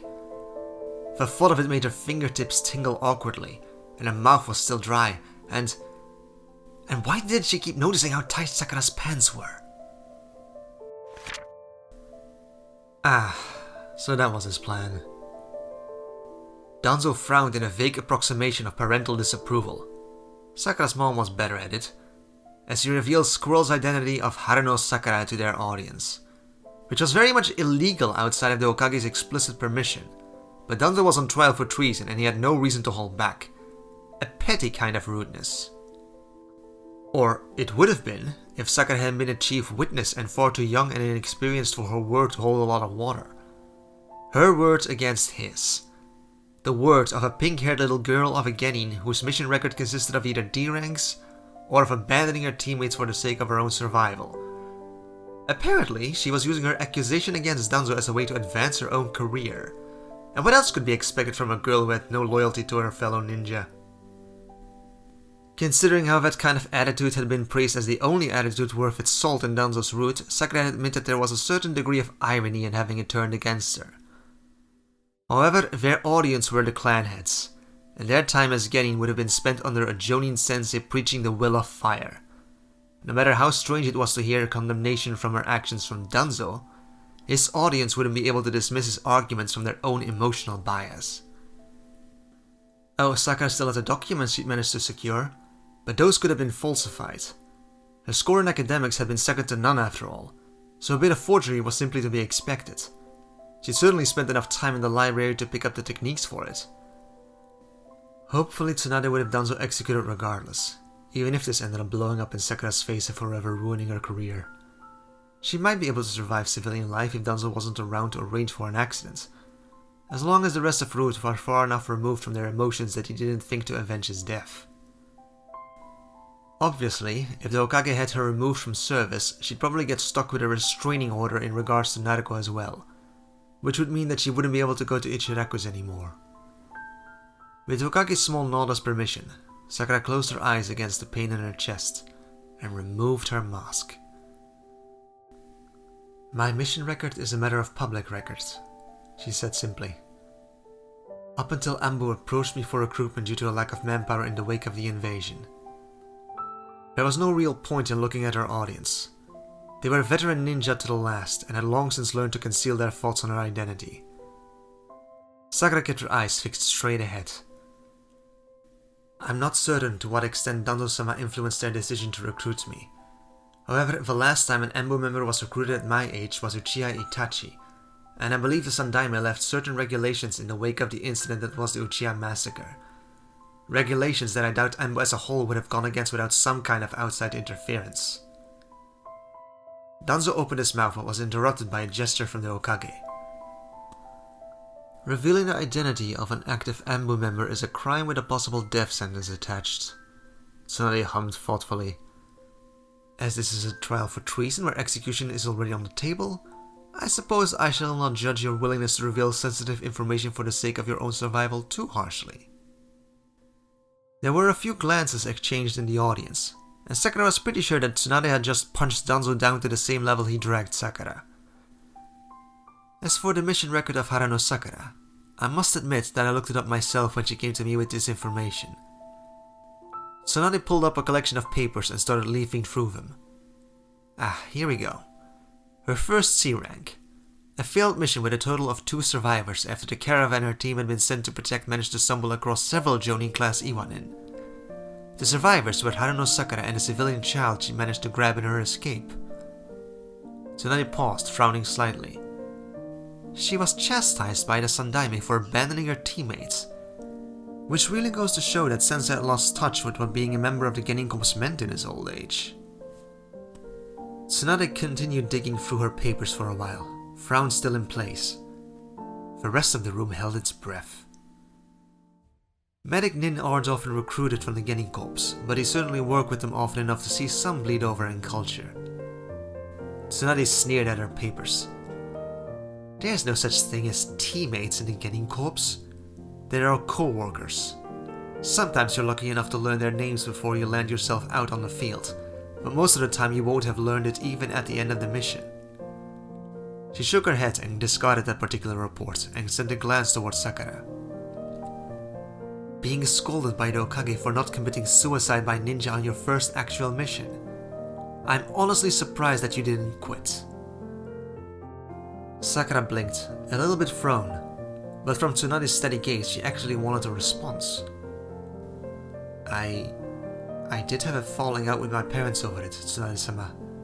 The words stubborn and sore loser were used frequently. Tsunade's lips twitched, a spark of hidden amusement flickering in her eyes. I see. She went back to digging through her papers. The second interesting report. A boarding patrol mission that caught Orochimaru's attention during the infiltration of the Chunin exam. 5 members, 3 survivors. Tsunade raised a theatrical eyebrow at the report. The other 2 survivors reported being unable to move due to killing intent, yet you almost made it to the force of death while flashing an emergency signal. Explain. Sakura frowned as she tried to remember exactly what had been going through her mind in those brief moments. He was running from something, Tsunade-sama, so I ran towards it. She paused, feeling a little bit uncomfortable. It seemed like a good idea at the time. Tsunade nodded, that same small twitch of her lips. And the emergency signal? I'm good with chakra control, Tsunade-sama. And the Genin Corps was a place for cannon fodder whose only hope of survival was to be able to call for help when they needed to. She didn't say. It seemed like a sensible thing to learn. To learn and to practice it to the point of instinctively using it when she needed to. There was another brief nod, and Tsunade turned her attention back to her papers. During the actual invasion, there are multiple accounts from several sources of a certain pink-haired Genin trying to defend various retreating civilians from enemy ninja, despite being outnumbered and outmatched. This on top of the fact that the hospital hadn't yet cleared you for active duty. She sighed, glancing up at her. If I'd read all of this before meeting you, Harano Sakura, I would have signed you up for a psych evaluation. This reads very much like the mission record of a Genin who doesn't have anything left to live for. Naruko made a startled noise, but Sakura felt herself bristling. She'd never been like that. She'd had Naruko. Sakura's face lost more than a bit of color, because that was... Her parents were alive, but she'd only bothered to remember checking up on them because Naruko had reminded her that life still matters. Sakura actually had been suicidal. Not actively, not trying to kill herself, but simply no longer seeing any point with her own survival at all.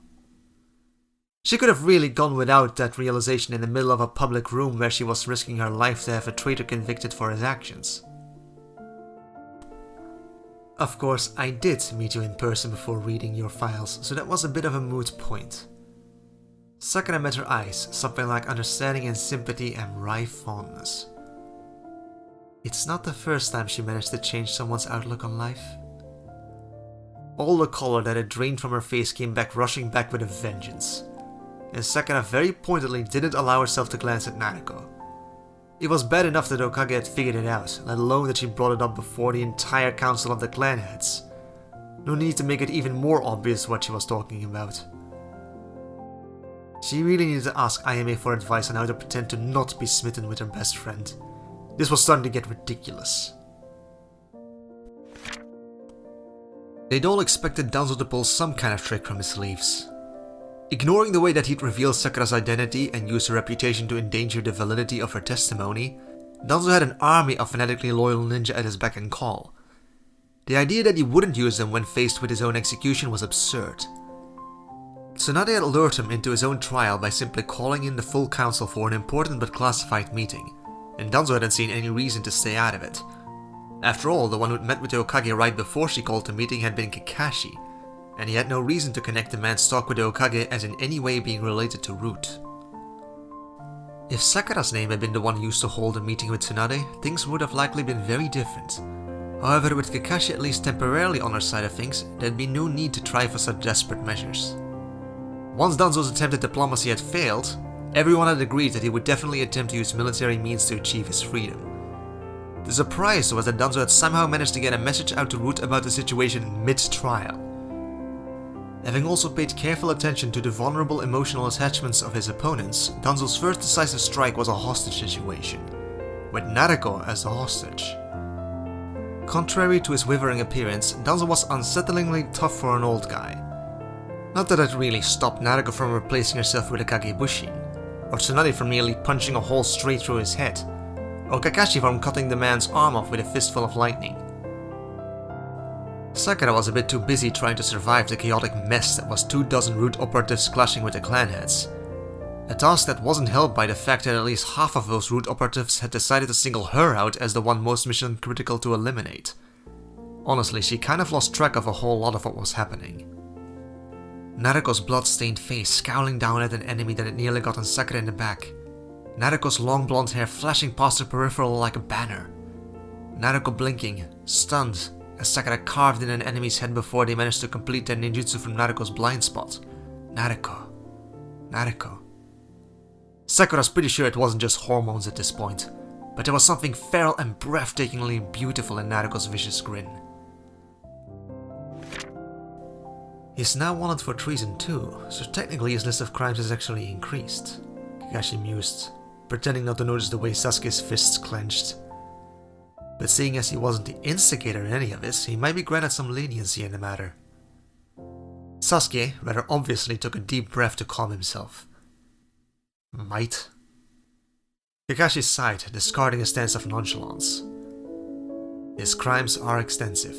It really depends on whether someone is willing to vouch for him or not. And that'd mean me? Sasuke guessed, teeth gritted. Kakashi offered a brief and silent prayer to anyone who'd listen to steal away his teenage students before his hair started falling out from stress. Sasuke's situation was more delicate than most. If you want to, nobody will judge you for either choice, Sasuke-kun. There was a long drawn-out moment of silence before Sasuke realized that Kakashi wasn't going to be saying anything more on the subject.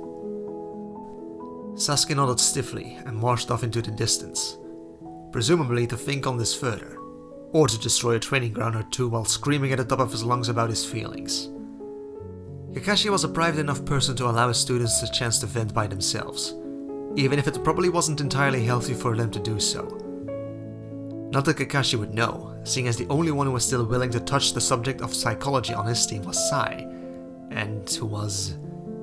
well, he was Sai. The boy didn't have a single social intellect in his body, which, coming from Kakashi, was saying something. Uchiha Itachi's situation as a missing nin was a bit of a grey area, and the revelation of that affected nobody more than Sasuke. Haruno Sakura having been a member of Anbu and ruthlessly loyal enough to the village to expose Danzo's roots, that was more on Naruko's side of things. And Kakashi really wished that he could pretend that it would simply dissolve their relationship somehow, but Kakashi sighed in defeat, turning to stare in the general direction of the hospital.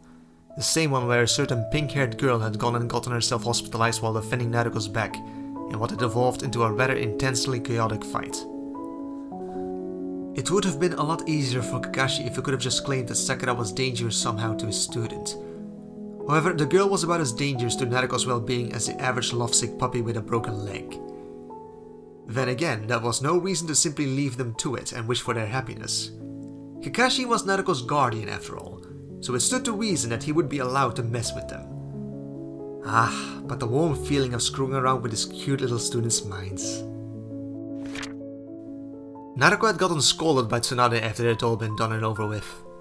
She was pretty sure she hadn't deserved at least half of the old hag's lecture, because why the hell should Naruko have to warn Tsunade about making friends with Sakura?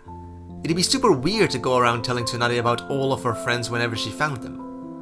And she also didn't think she deserved a very thorough rant about obliviousness, and really had no idea why she'd been forced to sit through Tsunade digging through academy lesson plans halfway through it, screaming about finding the incompetent buffoon who'd screwed with a perfectly functioning system.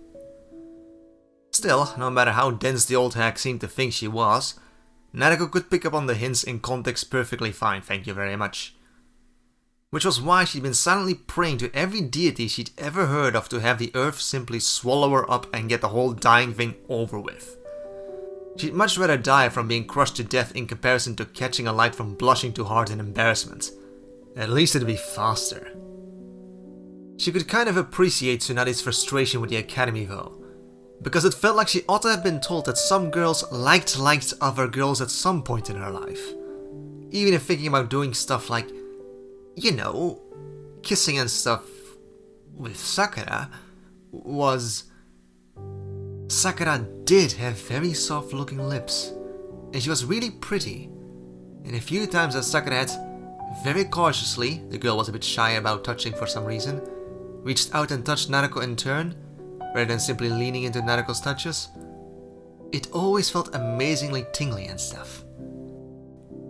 That's probably didn't actually prove anything, right? It just meant that those hormone things that Naruko had heard Kakashi whimper silently to himself about were kicking in or something. It didn't mean that she actually wanted to, you know, do those kinds of things, right? Sakura was her friend. Naruko didn't want to suddenly screw that up just because Sakura was really pretty and wore tight pants and could nearly pulverize a man's skull with her bare fists. And anyway, back to being scolded. Naruko had kind of earned the other half of the lecture. She'd ended up giving Sakura chakra burns across one of her arms to go along with the broken bones she'd gotten from blocking an attack from Naruko's blind spot. All because she'd been startled into channeling the Kyuubi's chakra without thinking it through. Naruko doubted that any lecture would have stopped her from doing it all over again, should she ever turn around to see Sakura drop like a sack of bricks with that stunned and pained expression on her face. That'd have been way worse than Sasuke's near death back in Wave. For that was probably mostly because Sasuke was kind of a dick, and Naruko would gleefully punt him out of a window without a second thought if someone offered her, she'd say offered her ramen, but she totally kicked damn near everyone she knew out of a window for ramen. Except Ayame, who'd give her better ramen, and Iruka, who'd pay for her ramen, and maybe Sakura too, who'd probably think watching Naruko punt people out of a window for ramen was a good reason to smile that fondly soft smile of hers. Okay, and maybe Naruko was a little bit worried that it was more than just hormones. Still, with broken bones and chakra burns, Sakura was stuck in the hospital for a long while. So Naruko decided to be the super nice person that Iruka-sensei would have wanted her to be. He was always going on about how important niceness was, by bringing her, of course, ramen. Sakura was a rival for Ichiraku's best customer after all, so she'd definitely understand how important it was to have more ramen in her diet than the nurses would have entirely approved of. Seeing as the nurses wouldn't necessarily appreciate Naruko's super niceness of ramen bringing, Naruko had been forced to dodge around quite a lot of them, which was why she dropped down from the ceiling in Sakura's room. Sakura didn't even twitch, still asleep apparently. Pouting a little at having her awesome entrance ignored, even if Sakura was literally too asleep to notice, Naruko still found her lips twitching upwards at the sight of her, frown quickly fading to nothing. Her short pink hair was unbound for once, spread across the white pillow, her eyes closed and her face blissfully free of tension. She really was the single prettiest girl Naruko had ever met. No contest at all, really. Setting down the bowl of ramen on the little table next to her bed, Naruko set to work by soundly, she didn't want to wake her up, dragging a chair over to the bed. There was still a ton of emotional stuff that Naruko should probably sort through before she did something stupid. Like combing her fingers through Sakura's hair, or touch Sakura's slightly parted and endlessly soft-looking lips, or crawl into her hospital bed alongside her and fall asleep while hugging her tightly. So even if Naruko didn't exactly like thinking too deeply about much of anything, she could probably use Sakura's sleepy time to try and figure out how to deal with that. It wasn't like the ramen would cool. She'd managed to bully Erosenin into teaching her how to keep ramen warm forever and always. It had very nearly been enough to convince her to start calling him by his actual name. Except then the pervert had leered at Ayame, so obviously he didn't deserve an actual name. Sakura's sleeping face twisted around a little bit, her nose twitching as if it had caught a smell, and then she was smiling. Naruko felt her jaws slowly dropping open, staring at Sakura's sleeping face, at the way it somehow managed to relax even further, and how utterly familiar that expression was. Sakura always started smiling like that somewhere after Naruko's third bowl of ramen, and Sakura really was indescribably pretty. Mouth suddenly dry, Naruko desperately tried not to remember the warmth of hugging Sakura, the silky soft smoothness of her hair, and the way her breath sometimes seemed to catch on something when she leaned into Naruko's touch extra much.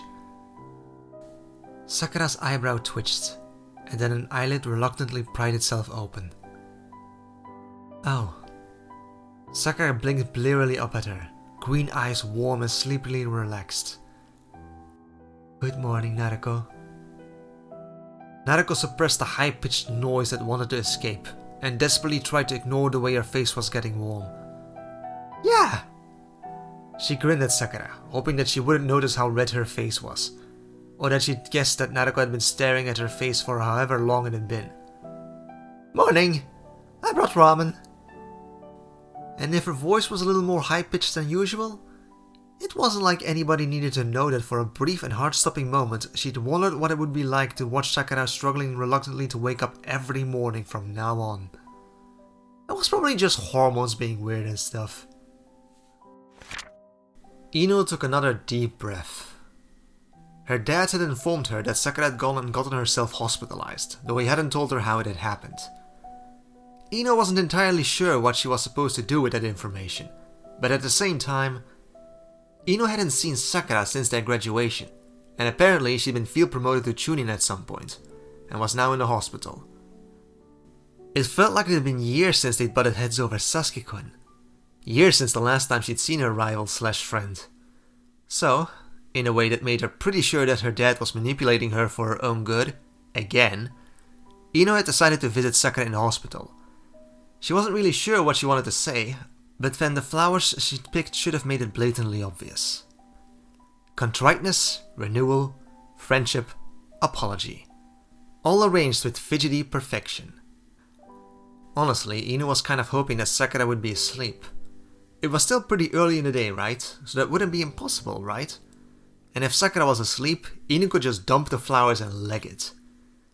It wasn't like Sakura had any other friends who were well versed in the flower language, and had reasons to dump this particular mix in her hospital room. Sakura would understand, and Ino wouldn't have to try to find the words for describing what she actually wanted to say. It'd be best if Sakura was still asleep. Another deep breath, and Ino sneakily pushed the door open without knocking. She was just going to peek a little bit to make sure that Sakura was actually asleep. Blonde hair, 2 girls with red faces, a bowl of ramen, an arm wrapped in bandages, and Naruko, feeding Sakura ramen, smiling and giggling to themselves all the way. Ino honestly hadn't seen anything this blatantly romantic since the last time a couple of newlyweds had giggled their way into the flower shop. And it was Naruko and Sakura. Then again, their faces were ridiculously red, so they were probably really embarrassed about it. Which probably meant that they hadn't meant it to be romantic and were now both embarrassed and amused by how it had ended up looking. Yeah, that made sense. Naruko was super clueless about romance anyway. And Sakura liked Sasuke. There was no way that this was actually as romantic and newlywed-like as it looked. But there was... Sakura's eyes were so warm. Naruko's smile was so gentle. Ino swallowed, her mouth suddenly horribly dry for some reason, and opened her mouth to say something, anything at all. Naruko's hand slipped, broth staining Sakura's cheek. Sakura's smile turned into half of laughter, her eyes closing. Naruko leaned in, eyes half-lidded and dazed, and licked it clean. Sakura's eyes shot open, startled and breathless, their faces inches apart. A moment suspended in time, staring into each other's eyes. They kissed. Ino made a choked, high-pitched noise of utter mortification, her lungs burning from where she'd forgotten to breathe. Both girls flinched away from each other, heads whirling around to stare at Ino with wide eyes. How the hell was Ino supposed to deal with this? She hadn't even managed to figure out the words for wanting to be friends with Sakura again. How was she supposed to deal with Sakura kissing Naruko instead of mooning over Sasuke-kun? What the actual hell was going on? Ino opened her mouth and said the first thing that came to her mind. In that case, Sasuke-kun is mine! She twitched, because that hadn't been what she wanted to. In fact, Naruko's whole team is mine! She made another high-pitched noise, face red, because that hadn't been what she'd wanted to say either. My, a voice behind her. If you manage to catch the boys, that's fine, but I think I'm a bit too old for you. Naruko's and Sakura's faces were as wide-eyed and mortified as Ino felt. Kakashi smiled down at her, lazily amused. Though I suppose I'm flattered. Ino wished with her whole heart that the ground would just swallow her up and crush her to death, instantly. This was too much. Age is no problem for love! Did she say her whole heart? She meant her entire existence and soul. Her arm shook as she pointed at Kakashi with what she guessed was supposed to be resolution in seducing him, or something. Mostly Ino just wanted to die. Ah. Kakashi scratched his head, vaguely confused. Well, I suppose. But you're still going to have to catch me. Just you wait! Ino declared at the top of her lungs, threw the flowers in Sakura's general direction, and took off running to anywhere but here. She was never going to live this down.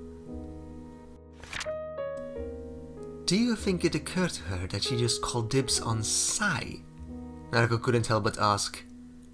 Sakura snorted from where she was straightening the flowers in their vase. I don't think she was thinking much at all. Naruko made a vaguely agreeable noise, leaning into Sakura's shoulder in a fidgety attempt at casualness. Kakashi's face was kinda funny. Sakura decided not to comment on that. There was no telling whether the man was spying on them at this point, even if he'd said that he needed to talk with Sarutobi Asama about Ino's recent declaration, and Sakura wouldn't put it past him to do something horrible to her for laughing. Hey Sakura, do you think she's going to go through with it? Naruko peered at her through her eyelashes, managing to both look somehow ridiculous and breathtakingly beautiful, all at once. Sakura resisted the urge to kiss her girlfriend. And Naruko was her girlfriend now, right? Sakura was pretty damn sure that kiss they'd shared very much hadn't been any sort of friendship kiss at least. Focusing on the actual words instead of the soft tasting of ramen, warm, surprisingly enthusiastic lips they'd come from, Sakura gave it some thought. I'm not actually sure. For all that Sakura knew that her parents called her stubborn to a fault and a horribly sore loser, Ino was very similar. She wasn't sure if that was because she'd somehow inherited her childhood friend's attitude towards life, or if their mutual stubborn refusal to ever admit defeat was a coincidence. Either way, Sakura couldn't really see Ino giving up on her declaration to seduce all 3 of the males of Team 7. Maybe if the Hokage ordered it. Or if someone managed to get to her before she fully talks herself into going through with it. She looked about as mortified about what she was saying as Sakura had been to the realization that Kakashi had walked in on Naruko and her making out. Naruko shifted with a thoughtful hum, and her face was so close. Naruko pulled back, grinning down at her from where she'd at some point ended up straddling her hips. Imagine it, Sakura. Her voice was caught somewhere between husky, breathless, and on the verge of giggling herself to death. Sasuke and Sai, and Kakashi Sensei. Imagine their kids. Sakura blinked up at her, dazed and suddenly vaguely horrified at the imagery. There should be some kind of limit to stubborn, obstinate grumpiness, but with Ino as the mother? Ino who never backed down from anything at all ever? Naruko watched her face and then buried her face into Sakura's collar, wheezing with laughter. It's not funny, Naruko! Sakura tried to shake her. We have to stop this no matter what!